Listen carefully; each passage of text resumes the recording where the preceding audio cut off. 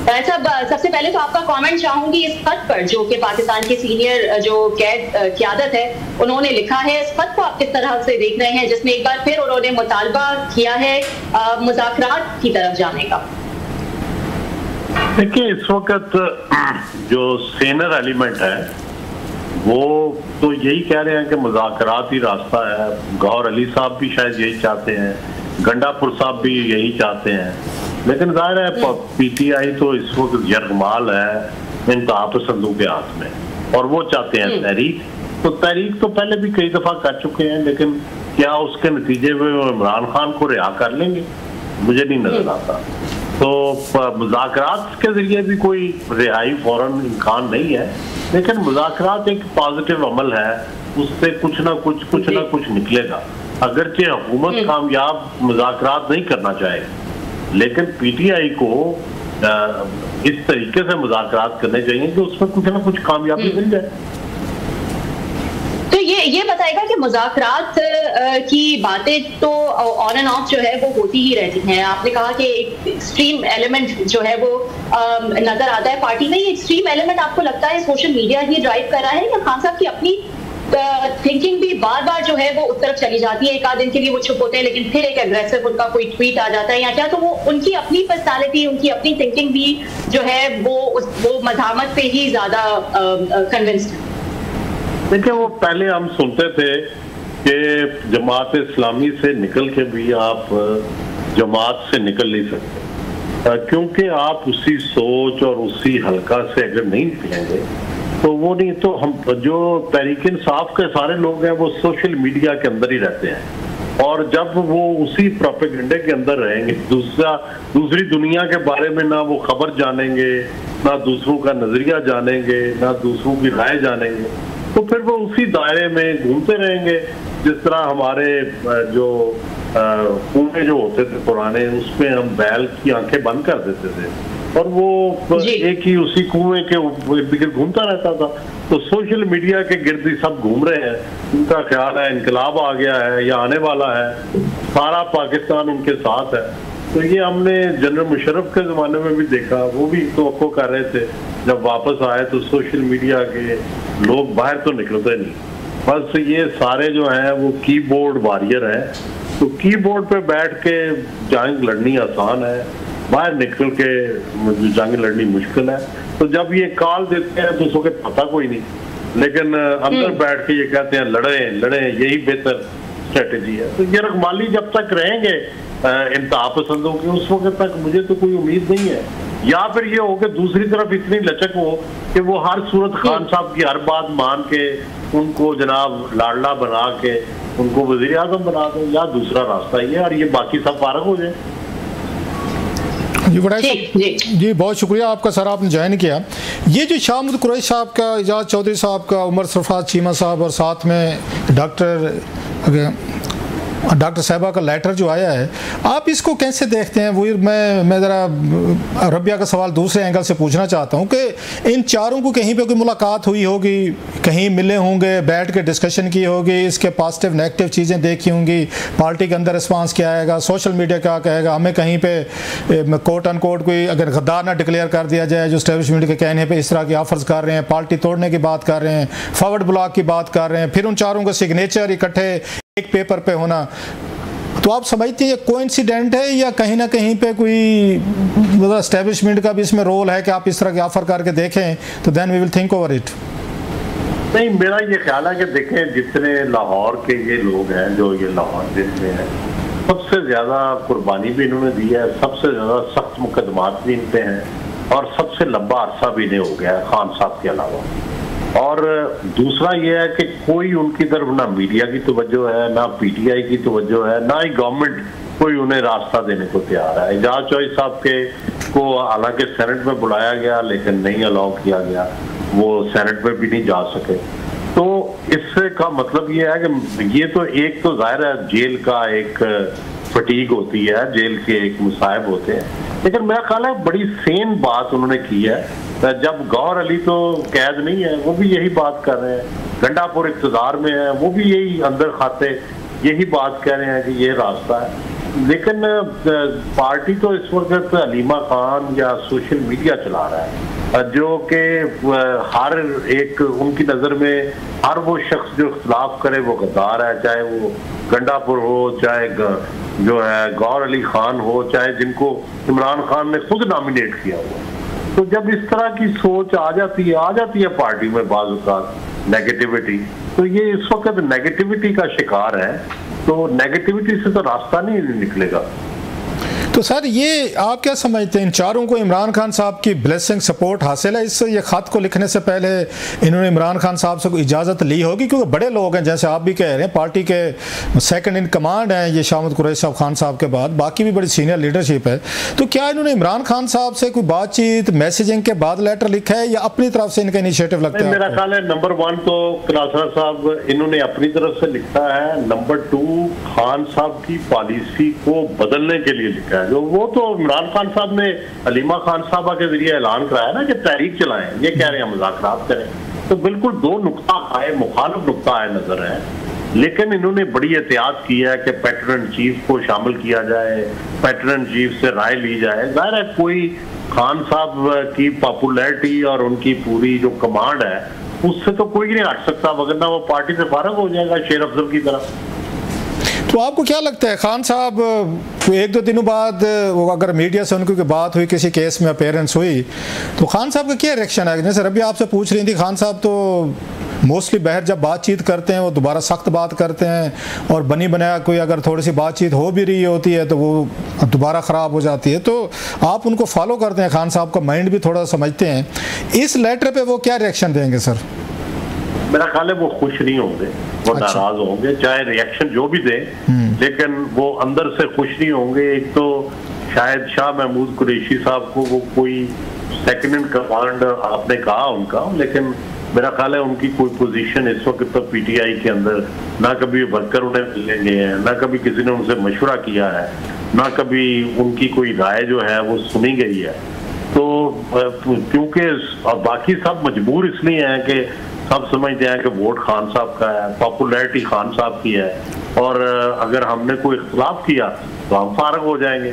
तो इसलिए सब उनके साथ लगे हुए हैं, क्योंकि मजबूरियां हैं दोनों तरफ की, मसलियत है। तो अगर खान साहब इनको डिसोन करते हैं, जो आपकी रीडिंग है, तो ये चारों क्या करेंगे? ये जो इस वक्त बातचीत चल रही है, पहले 3-4 महीने से 6 महीने से हम सुन रहे थे, ये फैसल वाटर साहब भी बार बार कह रहे थे कि एक नई पीटीआई बनेगी, फॉरवर्ड ब्लॉक बनेगा, अभी भी बातें हो रही हैं इस्लामाबाद में या केपीके में कि शायद कोई नए लोग, नए ग्रुप्स आ रहे हैं। तो लगता है ये चारों इतना बड़ा स्टेप ले लेंगे कि खान साहब से हटकर पीटीआई का कोई नया ग्रुप जो है वो कायम किया जा सकता है और किसी डील के नतीजे में ये बहर आ जाए? नहीं, मेरा ख्याल है ना तो ये गद्दार हैं, ना ये अलग ग्रुप बनाएंगे, ना पीटीआई छोड़ेंगे। इतनी कैद काट लिया तो आप क्यों ये करेंगे?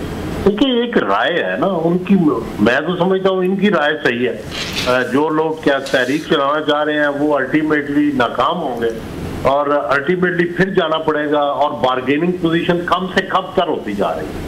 जितनी देर जब तहरीक चला के नाकाम होती है तो आपकी बार्गेनिंग पोजीशन और कमजोर हो जाती है। तो बेहतर यह है कि तहरीक खौफ रहे, हुकूमत पर आप धमकी जरूर दें, लेकिन साथ मुज़ाकरात करें, और मुज़ाकरात में जो मिलता है, जितना मिलता है वो लेना चाहिए।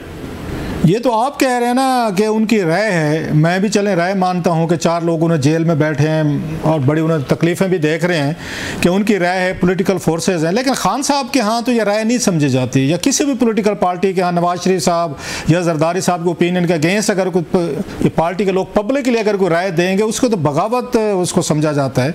खान साहब इसको राय आपके ख्याल है राय के तौर पर लेंगे, या कहेंगे यार मुझे तो पहले दिन से पता था शाह महमूद कुरैशी जो है ना ये किसी न किसी दिन ये कुछ करतब करके दिखाएगा, और खान साहब नेवर लाइक्ड, हमने देखा है सुना शाह महमूद कुरैशी साहब की तरह कोई पसंद भी नहीं करते रहे वो माजी में भी, तो वो तो राय नहीं लेंगे, इसको आप राय ले रहे हैं सर?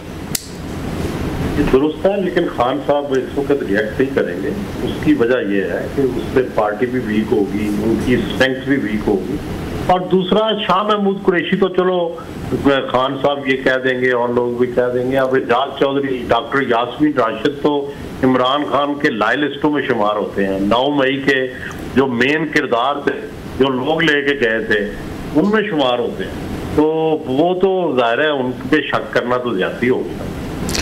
अगेन आप और मैं तो ये बात बिल्कुल समझते हैं, ठीक भी कह रहे हैं, लेकिन माजी में हमने देखा है कि खान साहब तो इस तरह के जो सॉफ्ट ओपिनियन रखने वाले लोग थे, जिसने भी बातचीत की बात की है, खान साहब ने दूसरे दिन रगड़ के रख दिया और पार्टी के लोगों ने उन पर इल्ज़ामात लगाए। शेर अफजल भी ये बात कह रहे थे जो उनके साथ हशर हमने देखा।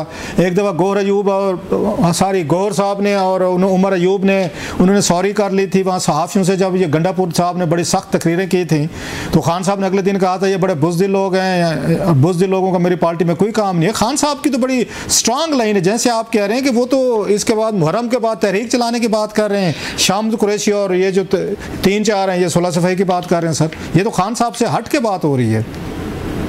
देखिए मेरी राय तो यही है कि इस राय को भी बर्दाश्त करना चाहिए और उन्हें खान साहब को कंसिडर करना चाहिए। तहरीक तो देखें जो बुशरा बीबी थी वो उन्होंने भी चलाई, इस्लामाबाद लेके आई जुलूस बड़े जोशो जज्बे से, लेकिन एंड किस पे हुआ? क्या उससे जो इनका मोराल है हाई हुआ या लो हुआ? जिस हर तहरीक के बाद लो मोराल हो जाता है, या तो उससे मोराल हाई हो, ठीक है, मजलूम बन जाते हैं, हुकूमत को जालिम कह देते हैं, जो है एक चार्जशीट में एक और इजाफा हो जाता है हुकूमत के खिलाफ। लेकिन सवाल यह है कि क्या गेन क्या हो रहा है? क्या अल्टीमेटली तो पीटीआई एक्सपोज हो रही है कि स्ट्रीट पावर इसके पास नहीं है या कम है जिससे कोई तब्दीली ला सके, और वोट पावर होने के बावजूद स्ट्रीट पावर ना होना इसका मतलब है कि पार्टी की ऑर्गेनाइजेशन नहीं है, इसका मतलब है लोगों पर पार्टी का कंट्रोल नहीं है। तो ये तो इससे तो नुकसान हो रहा है। जो एक तासुर है कि जी हम तो इलेक्शन जीते हुए हैं, हमें दादरी से हराया गया है, हमारी तो स्ट्रेंथ है, हम तो पाकिस्तान में 90% है या 80% है, तो फिर वो निकाल के भी दिखाएं। तो उसके लिए डरावा ठीक है, वो आप मुज़ाकरात में कहें जनाब हमारी तो अक्सरियत है, हम खुद नहीं तहरीक चलाते हैं, तो तासुर तो ये देना चाहिए था, ज्यादा अच्छा तासुर ये था। अच्छा सर, इस पे क्या मुज़ाकरात की जब ये बात करते हैं, क्योंकि उनकी अपनी पोजीशन है कि हमारा मैंडेट चोरी किया गया, हमारे वर्कर्स मारे गए हैं और यहाँ पे अदालती रिफॉर्म्स की गई हैं, तो ये सारी चीज़ें रिवर्स होनी चाहिए और उनकी सीट्स जो हैं वो वापस की जानी चाहिए, तो मुज़ाकरात किन बातों पर होंगे? और क्या इस वक्त एस्टेब्लिशमेंट या शहबाज शरीफ साहब मुज़ाकरात के लिए कोई दबाव है उन पर, या वो तो कंफर्टेबल हैं, वो क्यों करेंगे मुज़ाकरात? इस वक्त खान साहब जेल में हैं, बाकी पार्टी जैसे आप कह रहे हैं वो बेचारे इस वक्त मुश्किल का शिकार हैं, तितर बितर रोड पे भी कोई बंदे नहीं ला सकते, तो हुकूमत क्यों मुज़ाकरात करेगी? और उससे खान साहब या हुकूमत दोनों को क्या क्या मिल सकता है सर, कोई विन विन सिचुएशन? खलासा साहब आप तो माशाल्लाह बड़े सीनियर है, माजी में देखते हैं ना कि किस तरह हुआ है। बेनज़ीर भुट्टो और जनरल मुशर्रफ के दरमियान मशहूर NRO हुआ, तो वो क्या था? ये है कि भाई इलेक्शन अगले फेयर होंगे, उस वक्त तक हमारी हुकूमत चलेगी, मैं अगला सदर हूँगा और आप प्राइम मिनिस्टर होंगे, ठीक है, यही तय हुआ था। ऐसे ही था। इससे पहले असलम बेग साहब ने जब बेनज़ीर भुट्टो को इक़्तिदार दिया, वो इलेक्शन जीत चुकी थी, तो उनसे शराइत तय की कि जनाब 3 जो कैबिनेट की मेन जो चीज बंदे हैं वो आप हमारे लेंगे।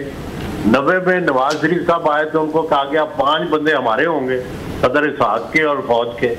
तो जाहिर है ये चीजें जब मुज़ाकरात होते हैं पहले लेवल पे तो पॉलिटिकल गवर्नमेंट चाहेगी कि भाई हमारी हुकूमत चलने दें, और ये कहेंगे कि जी अच्छा हमारे जो ट्रिब्यूनल हैं उनमें हमारी बातें सुने, तो वो कहेंगे अच्छा जी ट्रिब्यूनल में बातें सुनते हैं और आपके जो है कोई फैसला हक में हो जाए, कोई खिलाफ हो जाएगा। तो ये जाहिर है उस वक्त तक प्रोलॉन्ग करेगा जब तक अगला इलेक्शन नहीं होता। तो अब तो पीटीआई को ये चाहिए कि अगला इलेक्शन फेयर एंड फ्री जो है वो मांगे, उसकी डिमांड करे। ये है असल मुज़ाकरात। और इस गवर्नमेंट ने क्या करना है कि ये चाहेंगे कि हमें 5 साल का जो मैंडेट जो है वो पूरा करने दिया जाए। तो ये सीधी सादी मुज़ाकरात का ही एजेंडा होगा। अच्छा सर, आपने बड़ा एक अहम कॉलम लिखा है, 2-3 दिन पहले लिखा है कि जो इनकी फील्ड मार्शल जो हैं ये जना आसिम मुनीर साहब, इनकी मुलाकात हुई है वहाँ पे डिनर पे ट्रंप साहब से। ज़रा उसकी तफसीलात जो आप तक पहुँची हैं एक्सक्लूसिव को हमारे साथ शेयर करेंगे? बहुत सारे इंपॉर्टेंट डिस्क्लोजर जो हैं आपने किए हैं सर। वो मेरे पास तो नहीं पहुँची, वो जो थी वो मक्खियाँ थी जी सर तो उन्होंने मक्खियों ने ये वाकई ये देखा है कि वहाँ पे इमरान खान का तो जिक्र अमेरिकन साइड से नहीं हुआ। अच्छा। क्योंकि सदर ट्रंप से तवक्को की जा रही थी कि भाई मीटिंग में कोई एक आधा वो जिक्र कर देंगे। पीटीआई ने पहले माहौल बनाया हुआ था सदर ट्रंप के आने से पहले कि जी वो तो बस आएंगे तो इमरान खान रिहा हो जाएंगे। हमारे बहुत से पीटीआई के दोस्तों ने ये कहा हुआ था कि बस वो आएगा तो 10-15 दिन में आप देखिए तब्दीली जो आनी शुरू हो जाएगी गवर्नमेंट ऑफ पाकिस्तान को। लेकिन वहाँ उल्टा हुआ कि मुज़ाकरात में सदर ट्रंप ने नहीं इमरान खान का जिक्र किया। जो नैरेटिव पाकिस्तानी था पर्सपेक्टिव इमरान खान के बारे में वो पाकिस्तानियों ने शुरू किया और पाकिस्तानियों ने ही खत्म किया। सदर ट्रंप सिर्फ सुनते रहे, मुस्कुराते रहे और उसके बाद जनरल आसिम मुनीर की उन्होंने तारीफ की, उस मामले को बिल्कुल इग्नोर कर दिया। तो ये तो पाकिस्तान की सियासत के बारे में तो मेरा ख्याल है सिर्फ इतनी ही बात हुई और बाकी जाहिर है ईरान के बारे में तो चीज़ें सामने आ चुकी हैं। ये भी आ चुका है कि पाकिस्तान को उन्होंने तजारती रियायतें देने के बारे में जो सेक्रेटरी तजारत थे वहाँ के वो मीटिंग में शरीक नहीं थे। तो वहाँ जब गुफ्तगू शुरू हुई तो उन्होंने बाकायदा सदर ट्रंप ने उसी वक्त जो है वो अपने सेक्रेटरी तजारत को उसी मीटिंग में बुला लिया। वो हालांकि अपने ऑफिस में बैठे थे एक फ्यू ब्लॉक्स अवे, वो वहाँ से फिर चल के आए और उन्होंने आके उसमें शरीक हुए और पाकिस्तान को जो टैरिफ और जो पाकिस्तान के साथ तजारत है वो वहीं उसी मीटिंग में शरीक हो गए। तो ये दो चीज़ें मुझे कहीं से मक्खियों ने बताया था तो वो मैंने।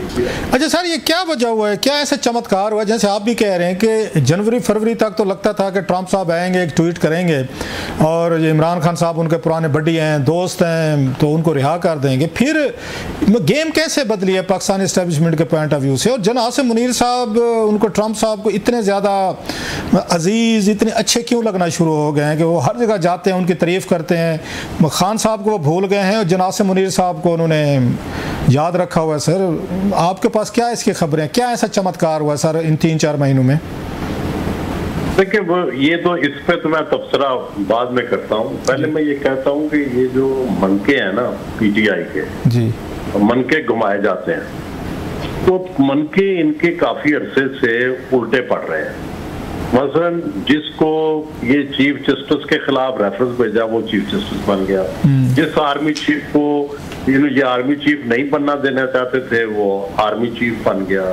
ये इनका ख्याल था जुडिशरी हमारे साथ होगी, हम गवर्नमेंट का तख्ता उलट देंगे।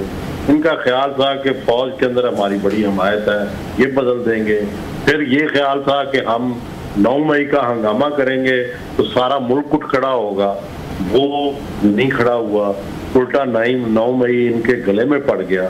फिर इनका ख्याल था कि जो है हम एहतजाजी तहरीक चलाएंगे सब कुछ बंद हो गया, जो बाहर से पैसे आने बंद हो जाए। तो वो हर वो चीज इसी तरह सदर ट्रंप के बारे में तवक्कुआत थी वो गलत साबित हुई।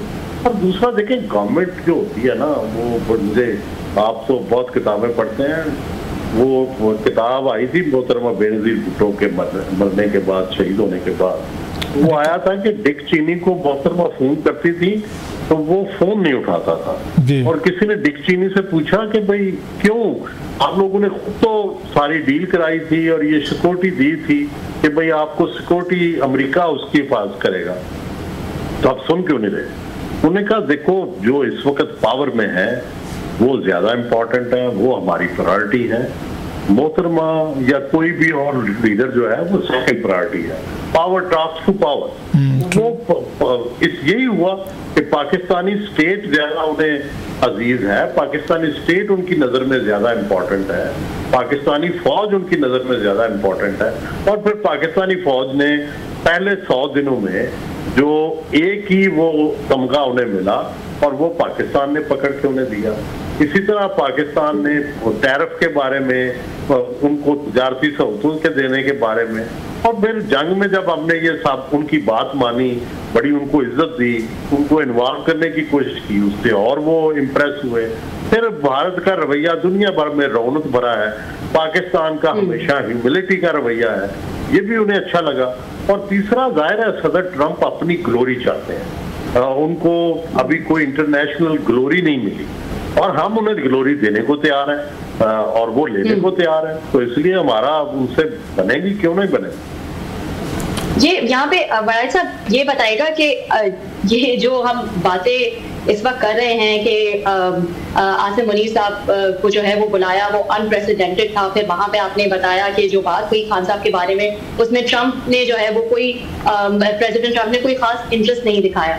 ये तमाम चीजें पाकिस्तान से इतना क्लोज होना और दूसरी तरफ पीटीआई में भी कोई या इमरान खान में भी कोई इंटरेस्ट ना होना, ये तमाम चीजें आपको वक्ती लग रही हैं या आपको लगता है कि लॉन्ग टर्म पॉलिसी जो है वो फिलहाल अमेरिका की यही नजर आएगी दोनों अतराफ? देखिए, सदर ट्रंप जो है ना वो हालात के मुताबिक बदलते रहते हैं, पहले भी कई दफा बदले हैं, अब भी बदलेंगे। तो जाहिर है स्टेट ऑफ पाकिस्तान चाहेगी कि वो उनके साथ रहे, उनके मुखालिफ चाहेंगे तो हालात के मुताबिक सदर ट्रंप फैसला करेंगे कि स्टेट ऑफ पाकिस्तान मजबूत है तो उसके साथ रहेंगे। इमरान खान का कल चांस हुआ तो इमरान खान के साथ हो जाएंगे, उन्हें क्या प्रॉब्लम है।